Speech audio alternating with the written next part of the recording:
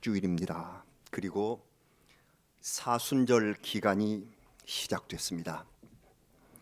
사순절을 가리키는 단어가 렌트라고 하는데, 이 렌트는 봄이라는 말에서 유래가 되었습니다.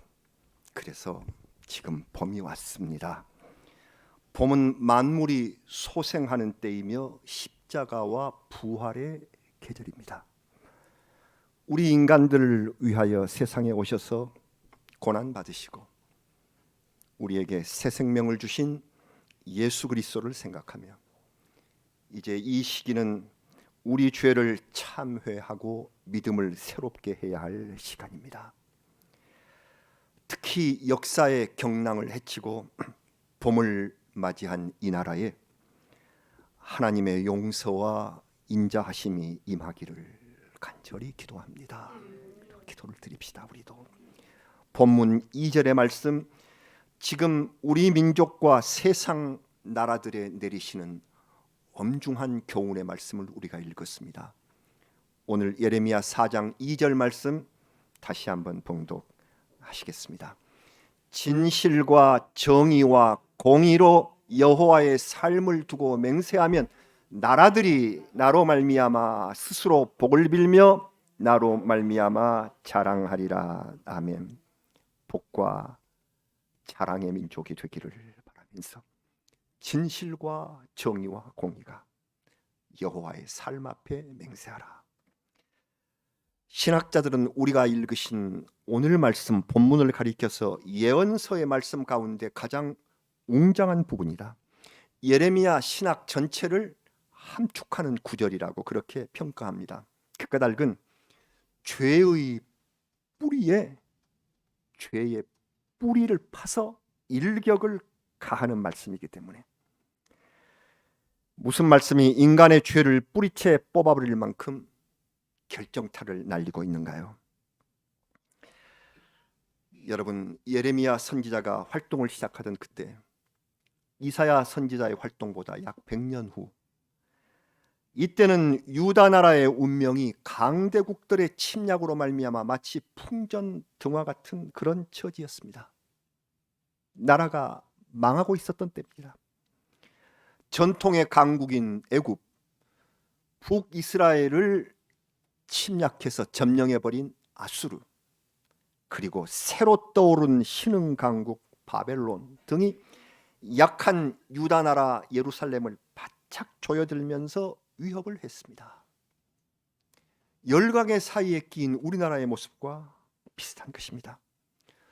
더군다나 경건한 믿음을 가졌던 왕 요시야 왕이 애굽과의 싸움을 위하여 전쟁터에 나갔다가 전사했습니다. 국가는 온통 절망의 분위기 속에 휩싸였습니다.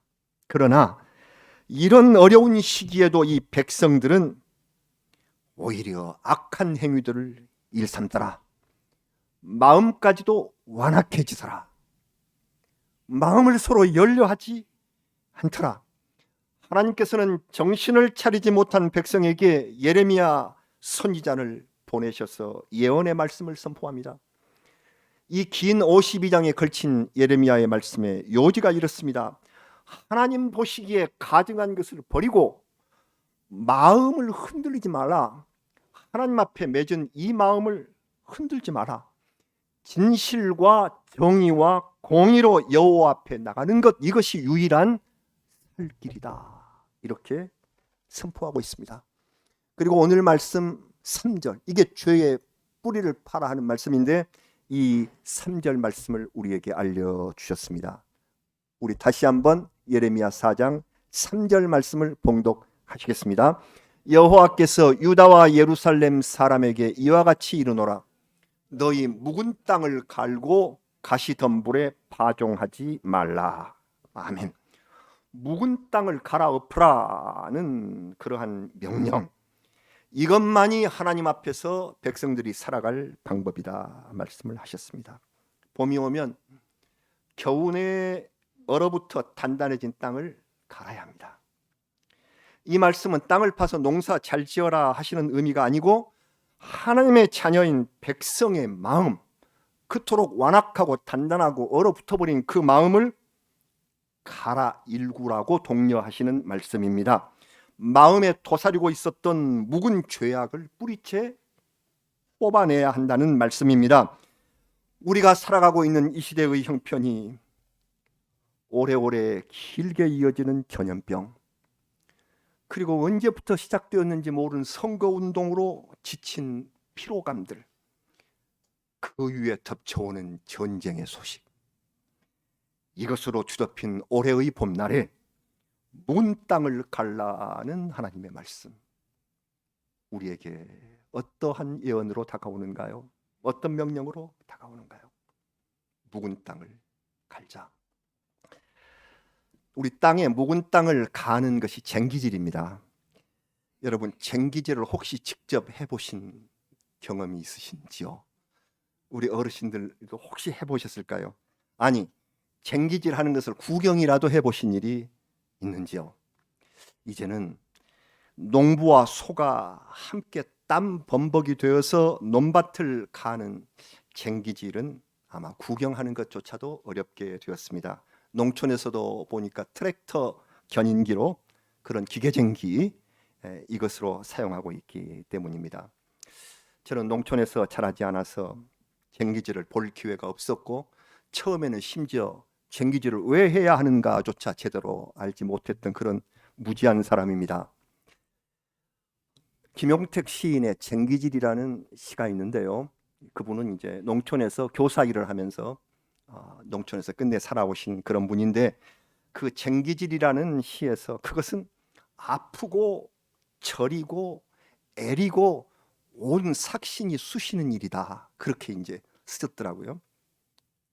삭신이 쑤시는, 삭신이 무엇인 줄 아십니까? 사투리 아닙니다. 아이고 삭신이야, 이 사투리 아니고요. 어떤 분들은 그냥 살만 그 삭신인 줄 아시는데, 이건 표준말이고 몸의 근육과 뼈 마디를 삭신이라고 합니다. 이 삭신이 애린다는 것은 몸의 근육 뼈 마디가 그냥 아린다, 그런 뜻입니다. 찌르듯이 아픈 현상이 아리다라는 건데, 애리다라는 건 이건 사투리입니다. 이제 그래서 이 삭신이 애린다, 삭신은 표준말, 애리다는 아리다의 사투리인데, 어쩌면 아리는 것보다 더 쑤시고 찌르는 것 같은 느낌을 주는 것이 애리다. 그래서 그 시를 보면은 소쩍새가 막 울어요. 왜? 쟁기질하는 늙은 농부를 보면서 삭신이 쑤실까봐 얼마나 삭신이 아플까 소쩍소쩍 울고 있다, 이런 시를 쓰고 있었어요. 이처럼 쟁기질은 문학에서는 가난한 삶의 정서를 대변하는 그러한 표현법이었습니다. 성경에서 쟁기는 평화의 상징입니다. 이사야에 나오는 그 위대한 평화의 선언을 우리가 다시 한번 읽어봅니다. 아까 잘못 나왔는데 이사야 유명한 2장 4절 말씀, 우리 같이 봉독하시겠습니다. 그가 열방 사이에 판단하시며 많은 백성을 판결하시리니 무리가 그들의 칼을 쳐서 보습을 만들고 그들의 창을 쳐서 낫을 만들 것이며 이 나라와 저 나라가 다시는 칼을 들고 서로 치지 아니하며 다시는 전쟁을 연습하지 아니하리라. 아멘. 이 시대, 이 세상이 와야 하는데요, 저 또 이 말씀을 처음 읽었을 때 제가 쟁기질을 모르는 무식한 사람이라 낫은 알고 있었지만 보습은 도대체 무엇인지 캄캄했습니다. 나중에야 비로소 보습이 쟁기에 맞춰서 끼우는 삽 같은 쇠조각, 쟁기의 쇠조각이 보습입니다. 그런 거로 칼은 전쟁을 뜻하고 보습, 쟁기는 평화의 상징입니다. 이제 칼과 창은 없애고 쟁기, 보습을 만들어라. 파종을 차려라. 씨앗을 싹트게 하고 평화롭고 복되게 씨를 뿌려서 파종하는, 그러기 위해서 이 토양을 갈고 엎는 겁니다. 이 씨를 잘 뿌려주기 위해서, 파종을 잘하기 위해서 겨우내 딱딱해진 흙덩이를 일으키고 땅속에 산소를 제공해주기 위하여 하는 작업이 바로 쟁기질입니다. 그걸 하지 않는다면 단단해버린 땅, 잡초가 돋아서 우거진 묵은 땅에서 새싹이 틀 수 없기 때문입니다. 그래서 우리는 황폐한 땅을 그렇게 힘들게 농부가 소와 함께 이걸 갈아 일구는 것이죠. 그래서 이 쟁기질은 신약 성경에서 예수님의 비유로 등장해서 더욱 유명합니다. 예수님께서 친히 말씀하셨으므로 우리 잘 기억해야 할 것입니다. 어떤 사람이 예수님을 따르겠다면서 제 가족과 친척을 다 한번 작별하고 올게요, 다 한번 이 식을 하고 와야 되겠습니다, 그렇게 허락을 해달라고 했을 때 주님께서는 하나님의 나라와 관련하여 쟁기질을 사례로 들어서 말씀을 하셨어요. 누가복음 9장 62절입니다. 이게 예수님 말씀입니다. 예수님 말씀 같이 읽겠습니다. 예수께서 이르시되 손에 쟁기를 잡고 뒤를 돌아보는 자는 하나님의 나라에 합당하지 아니하리라 하시니라. 아멘. 사람들이 주님 따르겠다고 하면서도 세상 일에 마음 써요. 두고 온 것이 생각이 나요. 자꾸 세속에 팔려서 뒤돌아봐요. 이런 태도에 대한 교훈이십니다. 믿음의 길이 많은데 하나님께서는 쟁기질로 비유를 하셨어요. 그만큼 쟁기질은 중요하고도 힘든 일이며 집중과 전념이 필요한 일이 바로 쟁기질이다. 씨앗을 심기 위한 필수 조건인데 땅을 깊이 파는 일이 얼마나 많은 힘이 요구될 것인가. 비틀어질 수도 있고 넘어질 수도 있고 온 힘과 정신을 모아서 밭을 갈자, 논을 갈자, 그렇듯이 마음을 갈자. 우리가 마음을 갈아야 새로운 믿음의 시가, 새로운 하나님의 나라가 열리게 되는 거다. 여러분, 사람이 무엇입니까? 우리 인간의 본질은 다름 아닌 흙입니다. 우리는 흙입니다. 흙에서 왔다가 하나님 흙으로 만드셨고 흙에서 왔다가 흙으로 돌아가는 한 줌의 토양이 우리 인생입니다. 그런 거로 사람의 속성은 흙과 똑같습니다. 좋은 싹을 틔우기 위해서는 어떻게 해야 하나? 우리의 마음, 이 심령을 늘 갈아일구지 않으면 안 됩니다. 가만두면 이 마음의 흙덩어리, 이것이 굳어져 버렸어. 성품으로 말하자면 고집이 세지고 아집의 노예가 된단 말이죠. 그대로 가만두면. 그래서 늘 깨어있고 변화를 추구하기 원하는 사람은 우리의 마음밭을 늘 갈아야 하는 것입니다. 하나님 말씀을 새로 듣기 위하여 내가 고집되어 버린, 그리고 세상과 짝하여 딱 굳어져 버린 나의 아집, 이것들을 흔들고 깨우치기 위하여 갈라는 것입니다. 하나님을 섬기는 일은 늘 이렇게 열심으로 깨어있고 마음을 갈고 그리고 변화를 추구해야 하는 것이 우리의 삶, 믿음의 길이다. 게으르면 안 된다. 잘 아시는 잠언 6장 10절에서 11절에 이 말씀이 있습니다. 우리 잘 아시는 말씀 다시 한번 읽어봅니다. 좀 더 자자, 좀 더 졸자, 손을 모으고 좀 더 누워있자 하면 내 빈궁이 강도같이 오며 내 곤핍이 군사같이 이르리라. 이건 단순히 게으른 사람에게 주시는 그러한 잠언이다, 그러한 권고다, 이렇게만 생각하실 것이 아니라 변화 없이 굳어져 버린 내 심령, 그 인생을 경계하는 말씀으로 사용하고 있는 것입니다. 봄이 왔다. 고난과 부활의 계절이 왔다. 마음밭을 갈자. 여러분, 우리는 내 자신의 심령을 늘 점검해 보지 않으면 안 됩니다. 자주 마음을 갈아서 뒤집지 않으면 심령이 딱딱하게 굳어져 버립니다. 더군다나 현대인들은 요사이 쓰는 말로 자기 방어 기제가 굳어져 있다 그러지 않습니까? 자기 방어를 해요. 어떠한 말도 쉽게 받아들이려 하지 않습니다. 하나님의 말씀도 옛날에 적어진 책이야 거부합니다. 나름대로 인간적인 지식과 이성이 높은 경지에 이르렀다고 생각을 합니다. 교육 수준이 높기 때문에, 지적 욕구가 강하기 때문에 말씀을 받아들이지 않는다는 것입니다. 여러분, 그러나 많이 배웠다고 하는 지식의 양이 많을수록 진리를 찾고 깨닫는 일에 더욱 열심히 해야 합니다. 내 지적 교만만 가득하면 남을 무시하고 가슴이 차갑고 딱 굳어져 버린 그런 상태가 되고 맙니다. 그래서 마음을 갈지 않으면 하나님을 기쁘시게 할 수 없습니다.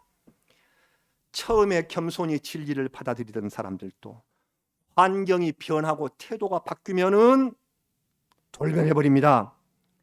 이런 사람들은 마음의 깊이가 얕기 때문에 그렇다.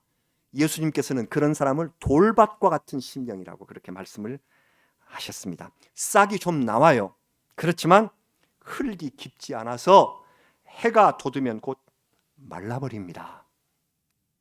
믿음이 싹으로 트지 못하는 거지요. 어떻게 해야 할까요?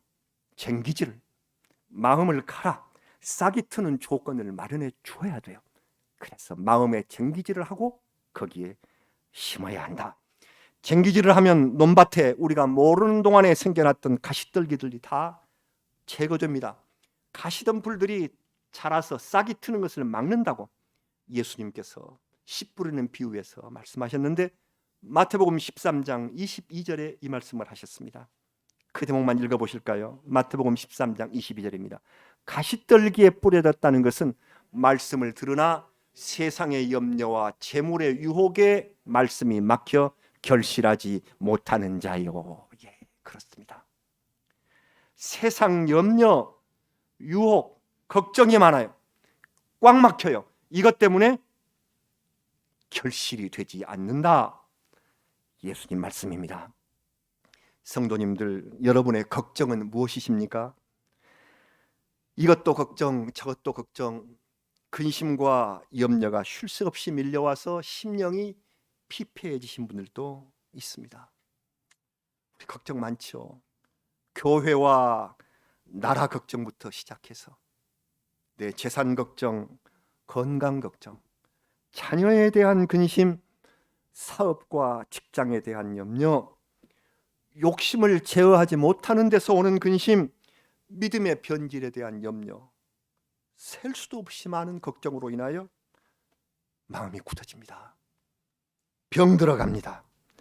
진리의 싹이 틀 수 없을 만큼 메말라버린 그런 딱딱한 묵은 땅, 묵은 심령, 메마른 마음이 되어버리고 마는 것입니다. 제가 언젠가 읽은 글에 이런 분이 있더라고요. 영국의 사업가의 아더 랭크라는 분이 이제 쓴 글인데, 그 아더 랭크가 예수님을 열심히 섬기는 사람이었지만 마음의 걱정도 참 많았던 사람이에요. 염려가 많은 사람. 사업이 부도나면 어떻게 할까? 회사의 자금 문제, 가족의 신앙 문제, 우리처럼 고민이 많았던 것 같습니다.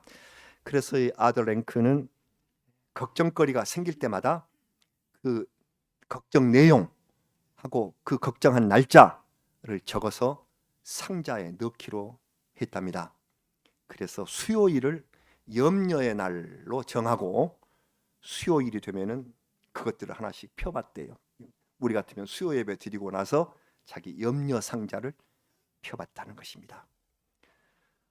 알게 된 사실이 하나 있습니다.